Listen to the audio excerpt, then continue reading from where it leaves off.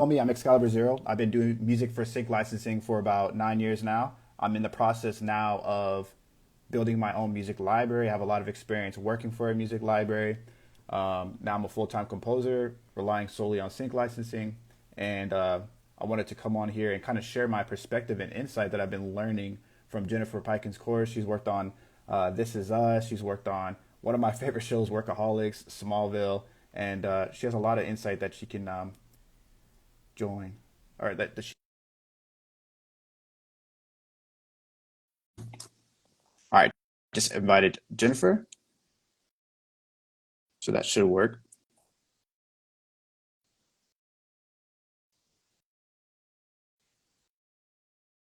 There we go. Hey. Oh Hi, my gosh. so much easier. Appreciate your patience. Yeah, no, I had everything set on the TikTok. We'll have to do another TikTok another day. Yeah, I'm down. I'm Yeah, definitely down. right on. So thank you for coming on here. I appreciate your patience trying to navigate through technical difficulties, but I'm glad we can come on here and talk. Very Cut out a little bit. Sorry, what'd you say? Stop there for a second. We're all Oh yeah. good. So yeah, I wanted to come on here and kind of share my experience taking your course. I have I've been in the sync licensing game for about 9 years now as a composer, working for a music library as well. And I'm sure you've seen, but now I'm on the pursuit of building my own library. And I came across your content on TikTok actually, and it was about music supervision. And I saw that you had a course, and I took a chance and I took it, and I was honestly super impressed. I have a course myself about sync licensing, but the way that you have everything set up very fluidly, the perspectives you have, the interviews you have are super impressive. It a lot of insight, taught me a lot so far. I have literally just notes from your course, in my notebook here. And yeah, I just wanted to thank you so much for your time and coming on here. Right on. Thank you for having me. Definitely. So I can you love what tell? you're doing. I Oh, love your beats. Yeah, I've oh, been thank following you. you. So we're mutual respect here. Definitely. I appreciate that. And it was cool to actually get to see you before in Ryan's live class that he had going on Yeah, too. yeah. That You was shared a lot fun. of great insight. Yeah, definitely. So a lot of my viewers are musicians, and I wanted to kind of share some insight of music supervision, what goes on with music supervision, and explain kind of what music supervising is. Like, if somebody's brand new to this game, how would you explain your So job? the craft of music supervision is, I kind of simplify it into three things. I call it the three C's: creativity, which is picking songs; collaborating, that's collaborating with your directors and producers; and then clearance, which is paperwork. So a music supervisor helps create the vision for the movie director or the TV show. It might be the producers, it might be the studio you're hired by, to come up with the vision. You work with them to come up with the vision of what the music and the sound of the show is. So when I worked on Workaholics, we had like lots of we had some old songs, we had some really unknown artists all the time. We were always being first to use like trash talk before it was on the girls. Mhm. We were very cutting edge. And then on This Is Us, we used lots of covers and new songs and old songs, and so that was a mix.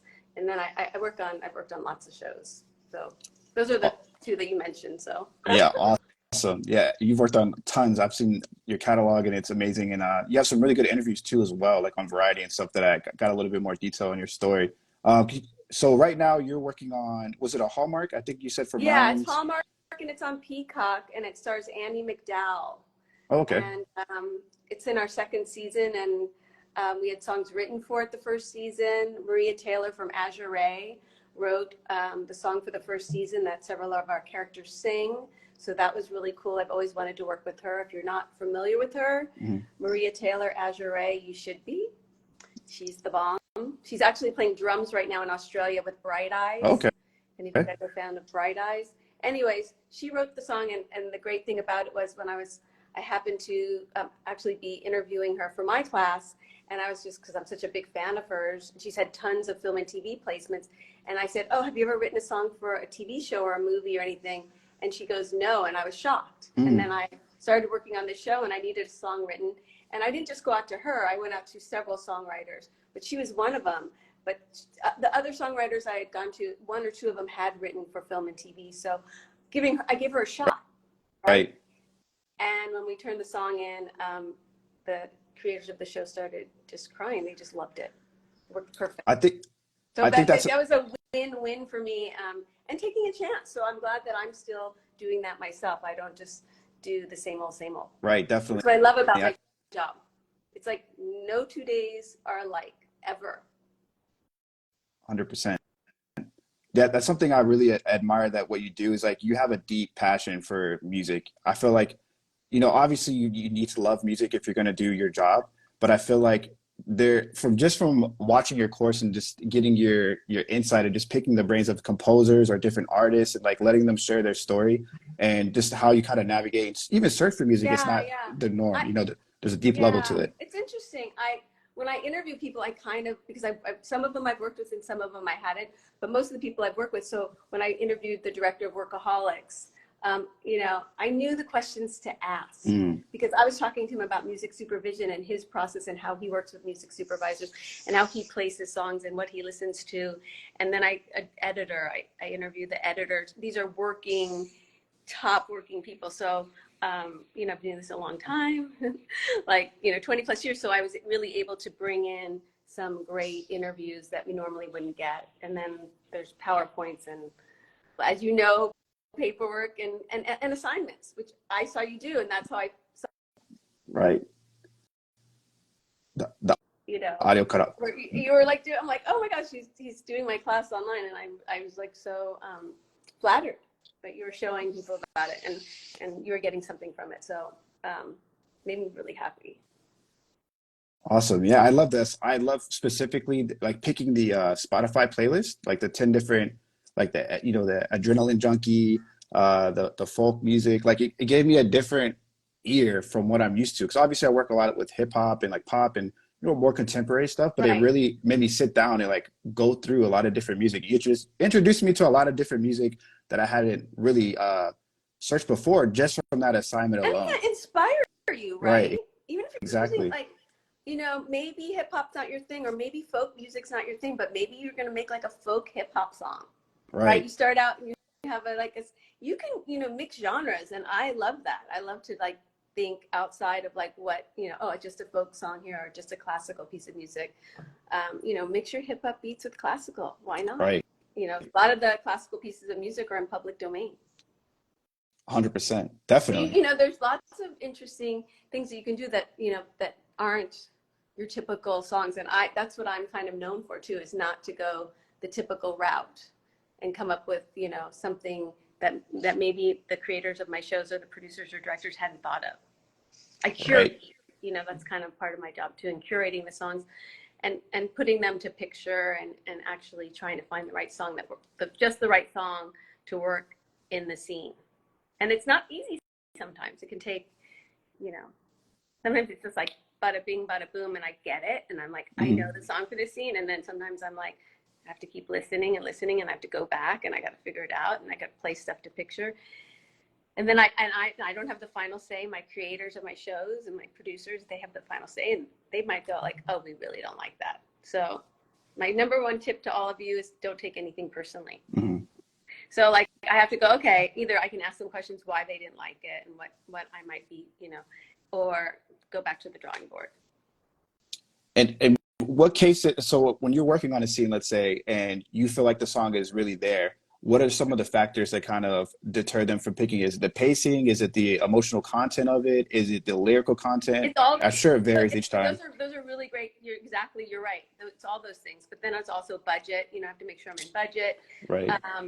And sometimes if it's the lyrics too spot on, some people don't like spot on lyrics, and some people I work with love spot on lyrics. Mhm. So you get to know your clients. You get to know who you're working with. So if I send someone who really doesn't like spot on lyrics and I send them songs, they'll be like, no, I don't like this song. So you learn, you become, a team. And you're collaborating. So, you go back and forth. And then sometimes I've been told okay, the scene was shot and the character is supposed to be really sad. And can you help put a song in there that really brings that home? And I know people were crying a lot on This Is Us, but honestly, a lot of it was in the scripts. And sometimes when I'd read the scripts for This Is Us, I would start crying. Yeah. So the writing is a lot in the writing, and then there's the acting, right? There's a lot that goes Right. into it. So, you know, sometimes like they'd be like, oh, you're, you know, putting that song in and it makes it cry. I'm like, it's already there. Yeah. And I'm just like the icing on the cake on that show. There was like, I never had to do that, but I had other shows that like needed, you know, like you said, the pacing, like, oh, it's like so slow. And we need like something in there that just makes the scene move faster. And I have to figure out how to do that. Which With music, with songs. right, definitely. And I commend you for that too as well, because from what your perspective was in the course, like one, you're super organized. You have your spot notes, everything is pretty organized. You have all the templates included and things like that, which I think is very cool to see, just kind of how your mindset is of keeping yourself organized and being able to adjust on the fly. But two, you seem like you get a lot of fulfillment working with indie musicians or finding a new musician and giving them opportunity. Like I remember you mentioning. For myself, I'm an indie person too. Right. So I get it, and I love, you know, I love when I like. I'm working on the way home right now, and I found a song by an artist named Abigail Lapel, which I totally, if you're into like sort of a darky folk thing, she'd never had a song placed in a TV show before, and I listened to it and I loved it, and I was just like, send it, and it got in, and then within like 6 months or a year of that song getting placed, she won Folk Artist of the Year in Canada. Oh, wow. And it was like, not because of her placement, she's just amazing. Right. But like I could hear that. I'm paid for how, you know, I'm paid for my taste as well. So that's, to me, that's the kind of thing that just makes me so proud. And I just like, I love, because here's an artist that's never had a placement before, and her song's being featured in a TV show. And that's 100%. Many times. I used like Jack Johnson early on. I think it was on Felicity. You know, over the years, John Mayer, I had his demo sent to me. I knew the manager, and he's like, there's this guy, his name is John Mayer, and that was many, many years ago. But so, you know, and over the years, and so like, you know, I get a lot of music sent to me, and I listen, and I kind of go down the rabbit hole and find stuff on blogs and Bandcamp and wherever I can find stuff, you know? So I'm kind of always have my ears open. I read a lot too. I'm a reader, so I look at, you know, even, you know, all different Brooklyn Vegan, and I'm looking at, you know, I even look at Pitchfork. You know, that's mainstream. I just like want to know what's going on. You got to want to know what's, you know, start, you know, reading who's coming out with stuff, who's working, who's producing, you know, who's producing who. So I keep it like a little, my, you know, finger on the, you know, what's going on. That's actually really good insight right there. That's interesting too, though, kind of just seeing how you kind of broke that down. Like what, before, you know, you got into music supervision and even publishing, what was like your musical background? Like what kind of sparked that interest with you, and just like how has your musical journey been before you got into this the industry? That's a really good question. So when I was a kid, my dad would play music in the house on a record player, and he would take out his bongos, and he loved like Latin jazz. He loved Tito Puente. He loved Santana. He also liked soul music. So, you know, his music of the 60s and 70s were like Aretha Franklin, Dionne Warwick. He also liked Tony Bennett and Frank Sinatra. So that's what was playing in my house. So that was the start. And then I have an older brother and sister, and my brother used to torture me and play Name That Tune driving to school every day. And we only had AM radio. I think we listened to K-Day, and we had like some other stations we listened to. I grew up in the San Fernando Valley, and he would do that. And then my sister, who was, she was into like Cheap Trick, Led Zeppelin, Aerosmith. So I had different music around me. And then I cultivated my own taste. Then I loved the English beat, and I loved the Police, and I loved the Go-Go's, and I loved, so then I started going to concerts. And so, you know, that's how I kind of, and then in college, I was that, you know, kid who had the headsets on, always listening to music, because it made me feel good. And then I did go to college, and I was a DJ in college as well. And I did an internship. So I just made my way. Networking is a big part about wanting to be a music supervisor. So I will tell you right now, I was not like, I was very quiet as a young, I listened a lot. And so during all that years I listened, I built up, I listened and I learned, and then I got my own voice, which is now. So you know, I wasn't like super outgoing person. I was, you know, pretty shy when I was younger. And I found this passion, and then I just kind of stuck with it. And I have never, like, I've done publishing for a little bit. I've done different jobs. I worked at a record label, but primarily, you know, I found this music supervision thing very early on, and I got a job working for one of the biggest music supervisors. Her name is Karen Rackman, and she did Pulp Fiction and Reservoir Dogs and Reality Bites, and I coordinated so many albums, so many Judgment Night, which is one like the first hip hop. I worked on Funky Reggae album. I don't know if anyone knows that. Check it out. It was hip hop artists with reggae artists, and KRS-One produced one. I was on one of the tracks that KRS-One produced.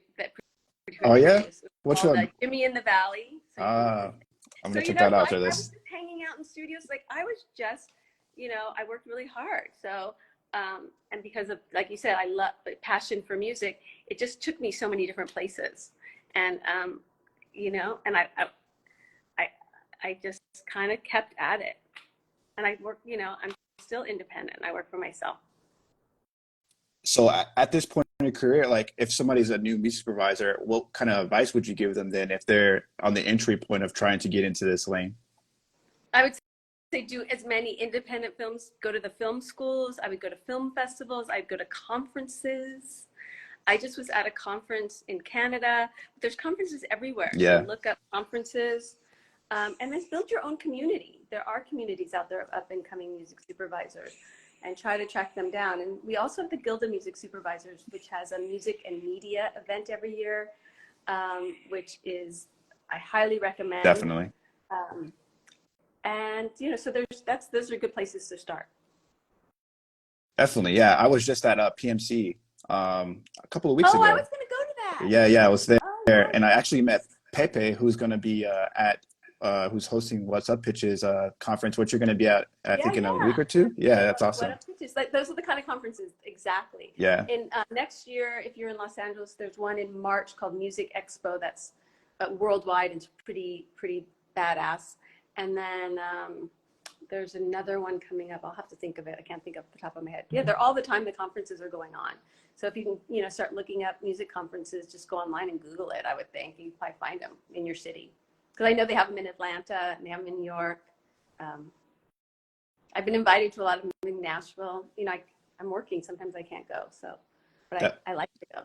They're all over the world too. So if you have anyone listening from all over the world, they're in, you know, I'm speaking at one in Manchester just on Zoom in a couple of weeks. So they're pretty cool. Definitely.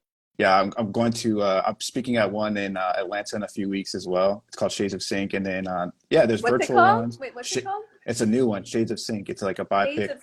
Shades of Sync. Yeah. Cool. Hosted by my good friends. And I spoke at NAMM as well. You were at NAMM actually when I was at NAMM, but I hadn't read to your content at that point. Yeah. But are you going to the one in January? I don't know. Oh, maybe. I probably will. You know, it just depends. It depends on my schedule for work. Yeah. So, we are shooting a show right now, so if I'm, you know, have work to do, you know, I have to work around that. Somebody in the comments asked, what kind of requests do you have at the moment? Are you in the creation phase or the collaboration phase, or are you in the clearance phase? Well, you're always in all the phases on your show. So when pre-production, you might be clearing songs before they're shooting. So right now we're shooting, so we're in clearance phase for pre-production. We're in edit, so we're clearing songs that are being cut into edit right now. And then we don't go into post-production until, well, we're in post-production already, but we won't be mixing until December. Oh, okay. Awesome. Give you a little timeline.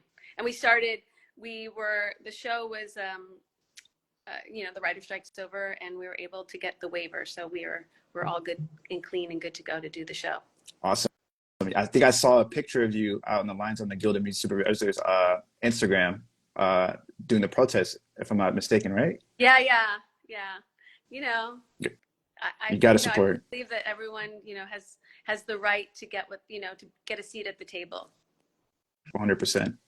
Yeah, something that I like, or something that you shared in the course actually, is that music supervisors are like one of the only people who work from the very, very start of a project all the way to the end, like the very end, which I didn't know, because my experience is more from the reality TV side, and we would help coordinators and music supervisors and music associates with like cue sheets and stuff like that. But I didn't realize that even from the very beginning, you're already getting the script going all the way to the end of the entire process, from mix down to even paperwork after it's been Yeah. placed. So I I've commend you even for that. I've even gotten calls from directors when they're still writing the script. Wow. So, you know, different people I've worked with, and especially indie filmmakers, because they don't know, you know, this might be their first film. You know, I'll collaborate with them very early on. It's amazing. So an Like indie film you've been working on for 2 years. I just finished an indie film that I started last year. We just finished and mixed it, and I'm super excited. nice. Awesome. It's called Into the Woods, so keep an eye out I'm for gonna it. check And that out. Adam Newacek directed it, and Kyle Newacek from Workaholics Yeah. is one of the producers. I And love workaholics. it's an indie film, all indie, and it was written by a script written by a woman, and she stars in it, and it's a horror film. And Oh, I'm excited. okay. I don't want to say what I did for it, but I'm excited for it to come out.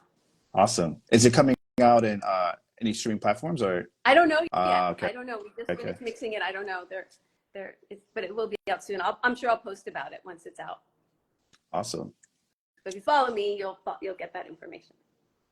So I have a question of how you kind of organize your music when you're searching through music. Let's say either you're going through Spotify or Disco, or you're going through a library's page. Like, how are you kind of categorizing the music yourself when you're looking for music for a project that you're working on? I make playlists. So I'm working on a party, like a car radio source, high school kids driving in their car. I'm just throwing out. Then I'll start pulling songs. I'll name the playlist, and then I'll start going through my Spotify. Not my Spotify. I'll go through my Disco. I don't know if everyone knows what Disco is, but that's a platform that you can organize all your music, and I highly recommend it. I have get no money. I'm not associated with them at all, but it changed how I do my job. So for organizing purposes, so I'll go through my Disco, and because I've worked on lots of shows, and I'll see what I might have already. I might go on Spotify, I might go on Bandcamp, and then also I'll reach out to sync agents, the people who represent songs, songs for film and TV, and I also work in advertising and webisodes and trailers. There's all different genres of music supervision, not just film and TV. So I'll pull and I'll make that playlist, and maybe I'll make it like 10 songs, and then like we were talking about listening, I'll re-listen to that playlist and then go, oh, that one's not so good. And then I'll maybe narrow it down to 3 to 5, 3 usually, and then send that to my show. Okay. Yeah. And sometimes different shows have different people want music. Sometimes the producer wants to hear it. Sometimes, every show has a different setup. You have to get to know everyone. And like on one show, one guy was on Disco all the time, listened to I could see it. He was listening to every song like 10 times. He would mark his favorite songs. And then some people are like, just stick it in edit, and I'll go sit and edit, and we'll try it. We'll let you know. So it's definitely different. But yeah, that's like how I make a playlist. Yeah, I remember you saying in the course that Disco was kind of like it replaced iTunes for you because of how convenient, how seamlessly it was for you. It was designed by an advertising agency. So because this advertising agency was working so hard, and they were working in teams, and so they came up with it, and then they reached out to music supervisors, and they're based, I think, in Australia. And slowly, like I said, who else is on it? And a couple of my music supervisor friends were on it, and I said, like, what's this? It's called Disco. So it's so confusing. It's DISCO, but that's the name of the platform. And you're just like, what is this? And then they would a couple of them are like, oh, it changed how I do my job. It makes everything so much faster. There's nothing like it, blah, blah, blah. And I'm like, okay. So I did this independent film called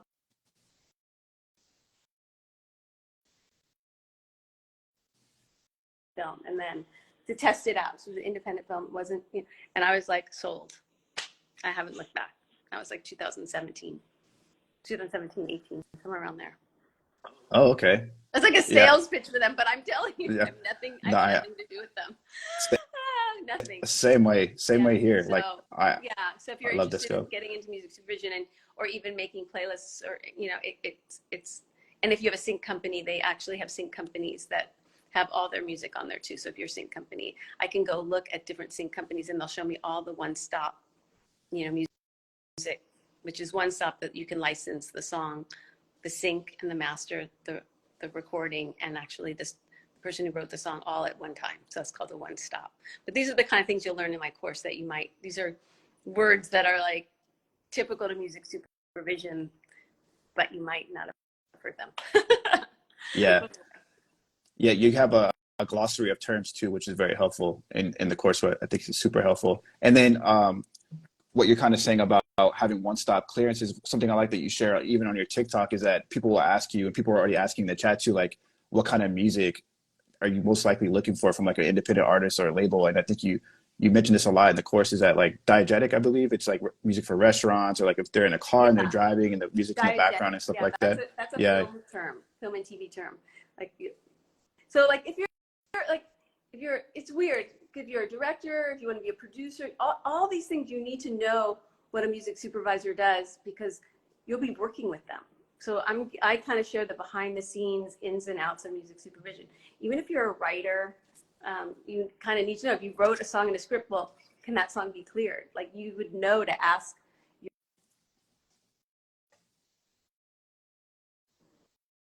So. Yeah, definitely. I feel like I said, I have experience in sync licensing. I've done Q sheets. I actually love doing Q sheets. It's like, I don't know, it's like a guilty pleasure. If you love paperwork too, it's a great yeah, but I feel like I'm a researcher by nature, so I totally get it. I love researching. Okay. So all the information you put on the Q sheets are researched. That's true. Yeah, very true. But yeah, the way that you kind of break down the course and the way it's set up, even from having experience in this industry, it doesn't matter if you're a beginner, if you're intermediate, or if you're more advanced. I feel like you unpack so many different layers and angles within the course. Do you kind of want to share more about your course and how, if anybody's like not new to it or anything like that, do you kind of want to share why you kind of made the course and what they can expect from the course that you have? Well, it's pretty straightforward. I made this course because it took me like 8 years to figure this all out. And music supervision has been such a mystery. And I thought, well, it's about time that it's not a mystery. I'm going to share like what it's like to be a music supervisor and what it takes to be a music supervisor. And honestly, it's a lot of hard work. So I share, my process, everything from creating spotting notes, clearances, which is all how to clear a song. I share different stories, anecdotes of things that have happened to me, good, bad, and in between. So, from my mistakes. But there's interviews, there's PowerPoints. It's like over 11 hours of video. So, and you can watch a little bit at a time. So it's go at your own pace. Because I'm kind of a go at your own pace person. Same. So, you can watch, one module or one port, module has like maybe 5 or 6 things in it. You might just watch one a day. Or if you're, a binger like on Netflix, you might watch the whole module, So it's set up a way it's go at your own pace. So, and it's all online. And then I added on, because a lot of people wanted to ask questions, a mentorship. So you can add on a one-on-one mentorship with me to answer all your questions about the course. So that's an additional thing that I added on. I have that actually. I haven't used it yet. I know you haven't. Yeah, but I'm planning on it. I'm planning on it because when I see people, if you're like almost done with the course, I'll be like, hey, do you want to do your mentorship? So I'll sometimes I reach out, but not, it's the mentorships are really, really great because I'll answer all your questions, and it's been really. I love to teach and I love to, meet people face to face. So it's very low key and it's just, the two, whoever it is and we chat for like an hour and go over all their questions. So pretty cool. Definitely. Isn't there a lot of fulfillment? Yeah, I'm excited for that too. There's a lot of fulfillment being able to teach this stuff and like seeing people reap the rewards of, showing them the process. And, I thank people like you and Amanda Creek Thomas, like people like Ryan who are sharing this insight, because as you said, it's not really gatekept, but there's not a whole wide of information. Or at least now there is a little bit more, but before there wasn't a whole wide range of information like this. So I really appreciate that. Is there any mistakes that you made along your way that you've learned from that you can share to anybody out there who's getting into music supervision specifically, or even as a composer, somebody submitted to you just kind of a relationship or a label or a publisher? I don't think I've had that. I mean, I'm sure I've made mistakes, but more of challenges. Like, I don't really even think of them as mistakes. I think of them as learning experiences. Love that perspective. And I still do them every day. There's could be something that oh my gosh, what did I'm trying to think of one. God, that's a good question. Mistake okay, here's a mistake that wasn't really, it was in my department. I oversee my department, whoever works for me. And what happened was like a contract got sent to somebody that they weren't supposed to get. And this contract was not correct. And then this person goes, I want all these things. And it was for TV. And TV, just so you know, you never get credits for your songs in TV. Only movies have end credits. So this person was like, I want my credit at the end. I'm like, well, TV shows don't, it would set a precedent for every TV show. So it took me like months and months because someone sent this wrong paperwork, dealing with this lawyer. Finally, after many months of me talking to him, and I wasn't getting anywhere because I just thought like he'd understand, but he wouldn't. And then it went to our lawyer on the show, and then it was fine. So that was a mistake.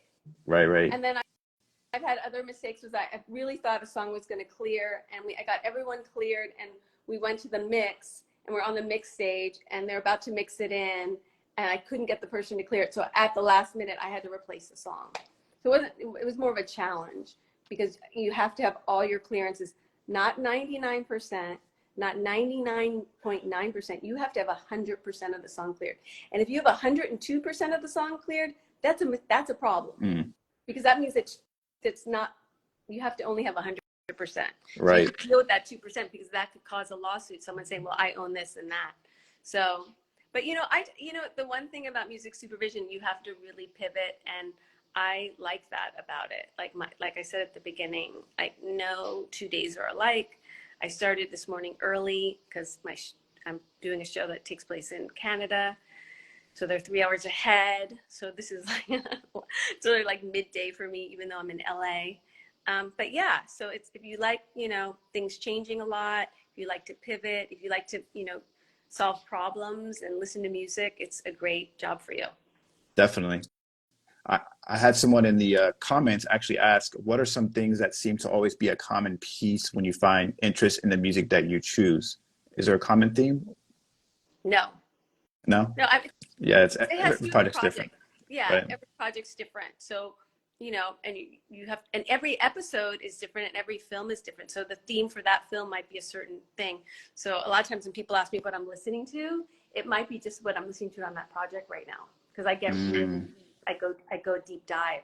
So I might not be what I listen to personally, but then again, it might be, and then I discover stuff that I personally like.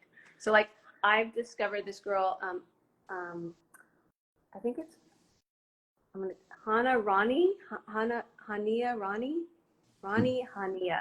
See, I just discovered her. She's a Polish pianist, and I'm just like, she is just amazing. I just bought tickets to her concert, so that's like just something I discovered online. That's awesome. Yeah, something you shared actually. Everyone check her out too. So Abigail Appel, it's either Ron, since it's so new, Ronnie Hania or Hania Ronnie. I'm saying either backwards. Yeah. Her album just came out, Ghosts. So you can check it out on Spotify. I got to check that out. Yeah. I know something you do that you shared in the course too is that you'll go to actually like if the musician that you're interested in is a performing or have an event in like LA and stuff, you usually like to go, which is pretty cool. I think that's cool that you would just show up and just support in that way too as well. Sure. I can get tickets to a lot of things and I get a lot of swag and stuff. I still go buy stuff, and I still bought tickets to this concert, and I still, go to the record store.